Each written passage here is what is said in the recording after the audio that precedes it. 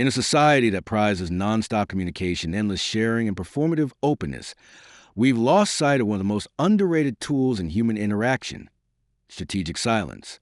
While most people rush to declare their intentions, publicize their thoughts, and reveal their strategies, the truly effective player knows the value of saying nothing and leverages that silence like a weapon. Niccolò Machiavelli, the 16th century Florentine thinker and political strategist, grasped this concept better than most.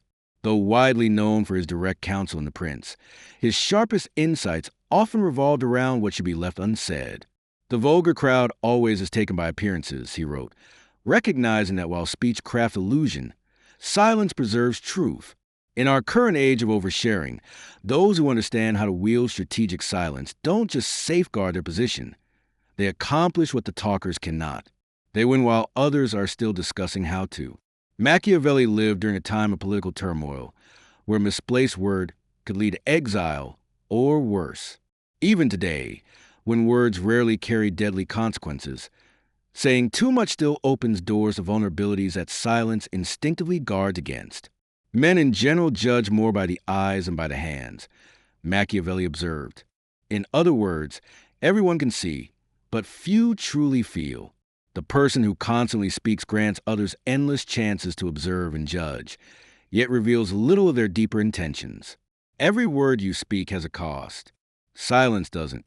First, speaking creates commitments. When you voice intentions, you lock yourself into them, at least in the eyes of others. Change direction, and you're seen as untrustworthy.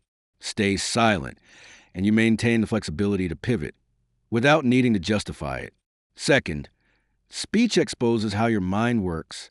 The more you explain, the more others learn about your logic, your reasoning, and your limits, valuable data they can use to manipulate or counter your moves. As Machiavelli put it, the first method for estimating the intelligence of a ruler is to look at the men he has around him. In a similar way, the first method for judging someone's strategic mind is to observe how much and what they reveal. Third, and perhaps most powerfully, compulsive speech erodes mystique and influence. It is far safer to be feared than loved, Machiavelli famously said. Fear relies on distance. Distance relies on mystery. When a leader feels the need to explain every action, justify every move, and overshare every thought, they slowly become ordinary. And the ordinary can't demand the same level of respect as the extraordinary. In today's world, we see this dynamic everywhere. That co-worker who speaks up at every meeting, weighing in on every topic, even those beyond their expertise, slowly loses their impact.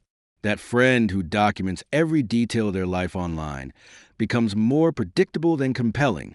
The negotiator who can't tolerate silence fills the space with concessions and loses ground. The leader who responds to every insult empowers the critics while weakening their own authority. Machiavelli would likely see our modern obsession with transparency and communication not as honesty, but as a strategic mistake, a self-imposed surrender of power that offers others information without securing anything in return. The three forms of strategic silence. Machiavellian silence isn't just about saying nothing. It's a carefully calculated approach to communication, shaped by purpose and context. Let's break it down. 1. Silence for information gathering. The wise man does at once what the fool does finally, Machiavelli once said. The fool talks first, instantly revealing their hand, while gaining nothing in return. The wise, however, stay quiet, allowing others to expose their ideas, plans, and weaknesses before deciding how to respond. This gives you an information edge. In negotiations, this is why the one who speaks first often loses. In relationships, the one who listens more tends to understand more. In competition, those who announce their strategy before acting rarely reach their potential. 2. Silence for authority building. Machiavelli understood that power depends heavily on perception, and strategic silence strengthens that perception. A prince must imitate both the lion and the fox, he wrote. The lion for strength, the fox for cunning. Part of that cunning is knowing when silence adds more weight than words. People naturally fill in blanks. When a leader speaks sparingly, only addressing important issues, their words carry more gravity. When someone responds only when it matters, not at every little critique, They project confidence, not insecurity. It's why the top executive says little but says it well, while the junior employee overexplains. Why the secure person makes a point without defending it, and the anxious one tries to justify every detail. 3. Silence for preserving ambiguity. It is safer to be feared than loved, Machiavelli advised, but this thinking applies far beyond emotion. Ambiguity-preserving silence works by allowing people to project their own beliefs, fears, and assumptions onto you. When you avoid clarifying your stance, different groups can see what they want to see. This strategy grants you broader appeal, the freedom to adapt, and deniability when needed. Politicians use this when they speak in generalities, so everyone hears what they hope to hear. Negotiators use it by not locking themselves into rigid positions too early. Leaders do it when they paint a vision, but leave the execution details flexible. It's not about deception. It's about recognizing that too much clarity too soon can damage your strategy more than it helps. Politics have no relation to morals, Machiavelli wrote. To him, effective strategy demanded flexibility, and excessive communication kills that. Beyond its tactical utility, Machiavellian silence has psychological effects that talking can't match. First, it invites projection. Humans hate ambiguity. When you stay quiet, people fill in the blanks with their own biases, fears, or hopes, showing their hand while you keep yours hidden. Men are so simple and so much inclined to obey immediate needs, Machiavelli said, that a deceiver will never lack victims. Strategic silence doesn't require lying. It simply lets others reveal themselves while you remain unread. This is why skilled interrogators use silence, not questions. The discomfort pushes the subject to speak, to break the tension. In negotiations, the one who tolerates silence holds a stronger position. The one who breaks it first usually pays for it. Second, silence signals dominance. The person who speaks the most often seeks approval. The one who waits, who speaks only when needed, takes on the role of judge, not supplicant. It's better to be feared than loved, and silence often earns more respect than chatter. Job candidates who ask more than they talk often do better. Quiet individuals in meetings tend to get taken more seriously. In conflicts, composed silence is usually more powerful than emotional arguments. Third, silence creates mystique. As Machiavelli said, people judge more by appearances than reality, and what we can't fully see or understand often feels more powerful. The individual who discloses every thought, motive, insecurity, and plan becomes ordinary. On the other hand, the one who chooses what to reveal preserves an air of mystery that amplifies their perceived capability. Now, think about how this plays out in leadership settings. When a leader lays bare every reason behind their decisions, they demystify their role, allowing others to view themselves as just as competent. But when a leader presents conclusions while withholding the process behind them, they retain a mystique that reinforces their authority. This isn't about deceit. It's about realizing that leadership often relies on being seen as capable in ways others don't fully understand. In today's culture, transparency is often hailed as an unquestionable virtue, while silence tends to raise suspicion. We're constantly encouraged, be authentic, speak your truth, be open. Yet, as well-meaning as this advice is, it stands in direct contrast to Machiavelli's insights on power and influence. The promise given was a necessity of the past. The word broken is a necessity of the present, he wrote, pointing out that public commitments made today can undermine our future interests. Modern transparency worship does exactly this. It asks us to tie ourselves to statements made in the present, even when doing so restricts our future moves. This isn't to promote dishonesty. Machiavelli wasn't advocating for lies, but for selective sharing. Reveal only what moves your goals forward. Withhold what is not. Never attempt to win by force what can be won by deception, he advised. Rephrase for today. Never try to win through unnecessary disclosure, when strategic silence will suffice. We see this trap in many modern contexts. At work, it shows up as the urge to share half-finished work before it's ready, to offer opinions without full understanding, or to reveal negotiation strategies prematurely. In personal settings, it takes shape as overly early emotional confessions, unnecessary recounting of past mistakes, or sharing evolving plans that aren't yet firm. Machiavelli would view all of this not as honesty, but as strategic missteps. Power is surrendered, and nothing of equal value is gained. The overly transparent individual becomes predictable, easy to manipulate, and ordinary, none of which increase influence. This directly challenges today's belief that more talking equals more value, or that sharing automatically means authenticity.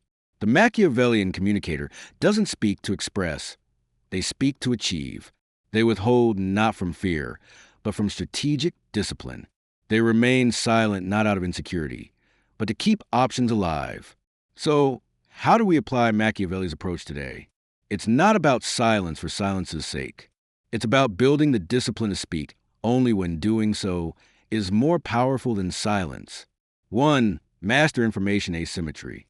Before sharing your stance on any significant matter, ensure you've learned perspectives of others. Ask questions. Listen more than you speak. Pay attention to what's left unsaid. Machiavelli put it best. The lion cannot protect himself from traps, and the fox cannot defend himself from wolves. To survive, you must be both. And the fox begins by observing without exposing. This is especially vital in negotiation.